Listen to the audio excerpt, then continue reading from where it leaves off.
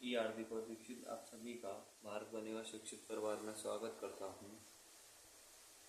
इस लेक्चर में हम बात करने वाले हैं what is grammar.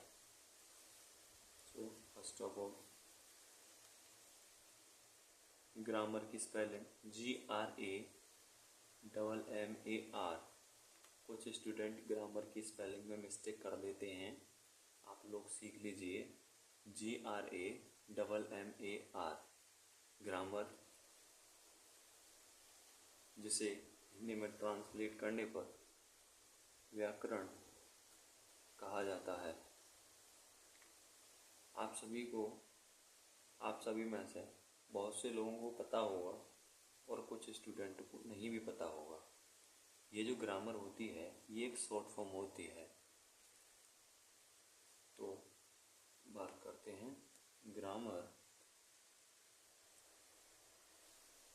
Grammar is a short form. अब आप सोच रहे होंगे शॉर्ट फॉर्म किस चीज़ की होती है। शॉर्ट फॉर्म होती है general, GENERAL, general, rules, RULES, rules, and manners, MANNERS, manners, modulated according to regions।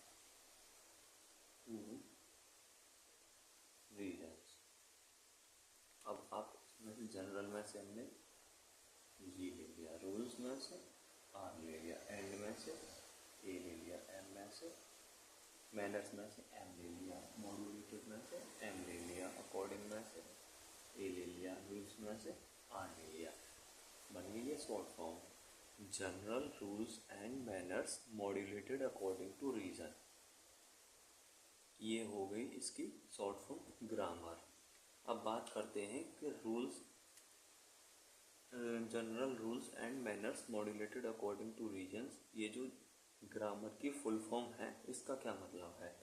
इसका मतलब होता है अकॉर्डिंग टू रीजन्स, मीन कारणों के अनुसार। कारणों के अनुसार जनरल रूल्स, सामान्य नियम, एंड का मतलब है और, मैनर्स, शिष्टाचार। अभी आपको समझ आ जाएगा। अभी बात करते हैं इसकी डेफिनेशन की।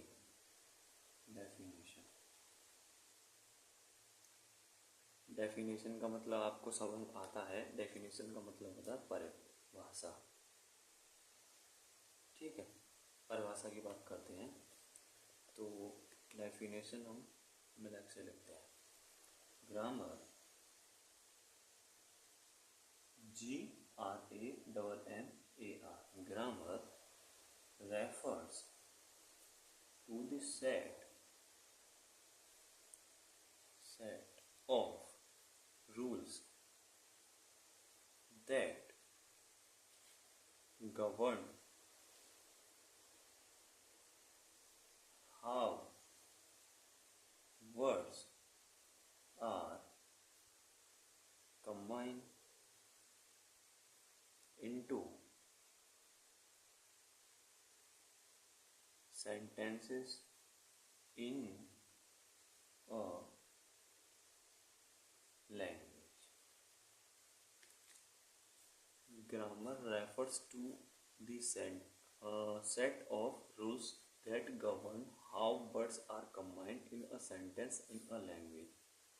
Means ग्रामर उस संग्रह को दर्शाती है जो किसी भाषा में वाक्यों में शब्दों को कैसे मिलाया जाएगा जिससे उस पर ये नियंत्रण करेंगे। मीन्स हम ये बोल सकते हैं grammar refers to the set of rules. Grammar व्याकरण रेफर करती है मीन्स उसे दर्शाती है, सेट ऑफ रूल्स को, नियमों के सेट को दर्शाती है। सेट को अगर हिंदी में बात करें क्या बोलते हैं, सेट को संग्रह बोल सकते हैं। रूल्स के का वह संग्रह है को दर्शाती है या रेफर करती है,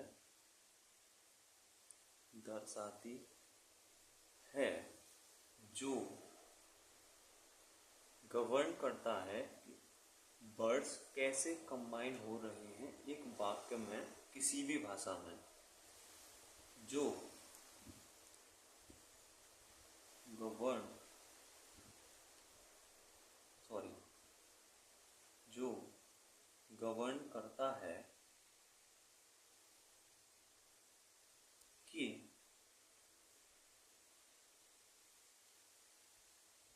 किसी भाषा में वाक्य में शब्द कैसे कंबाइन मतलब सम्मिलित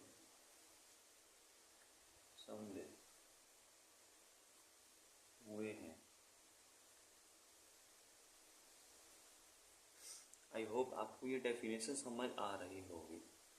ग्रामर उस रूल्स के सेट को रेफर करता है जो वर्ड्स के कंबाइन होने को दर्शाता है।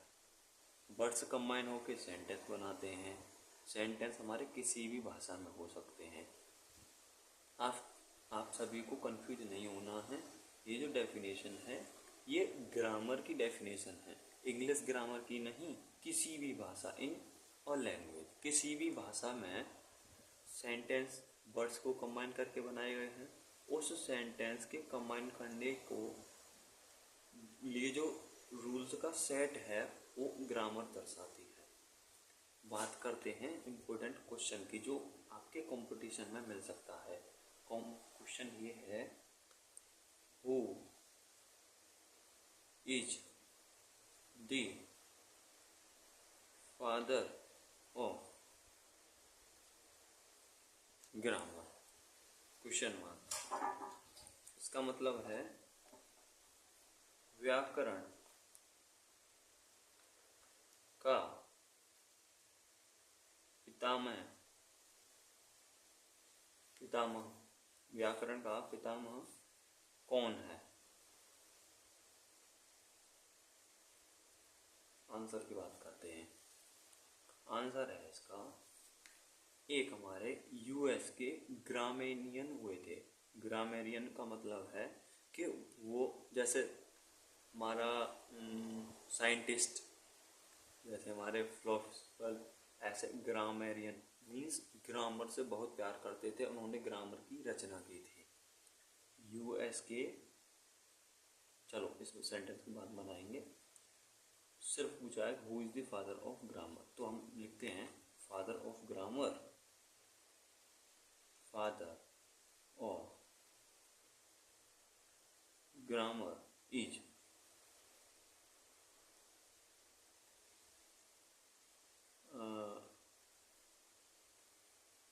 लिंडले मरे।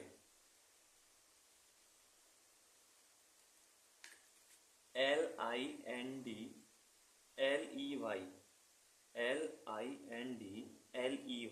लिंडले मरे। इसका प्रोनाउंसिएशन एक बार फिर से देख लो, मैं लिख भी देता हूँ। लिंडले मरे मीन्स व्याकरण के पितामह लिंडले मरे हैं। अब क्वेश्चन ये पूछा जाता है, क्वेश्चन ये आ सकता है कि हु इज लिंडले मरे, हु इज लिंडले मरे। लिंडले मरे कौन थे? तो इसका आंसर लिख देंगे हम, लिंडले मरे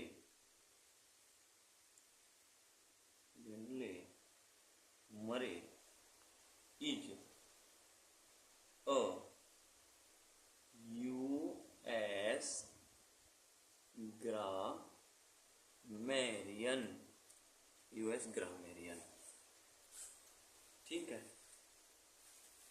नेक्स्ट बात करते हैं, एक सेकेंड इस पेज पर,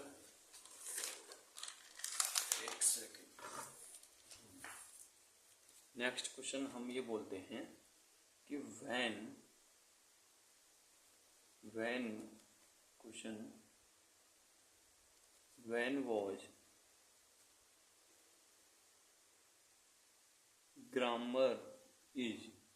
when was grammar published, means grammar कब पब्लिश्ड हुई थी। इसका आंसर हम लिखेंगे grammar was firstly published in 1795।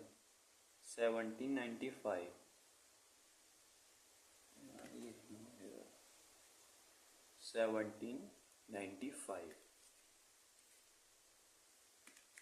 Next question, where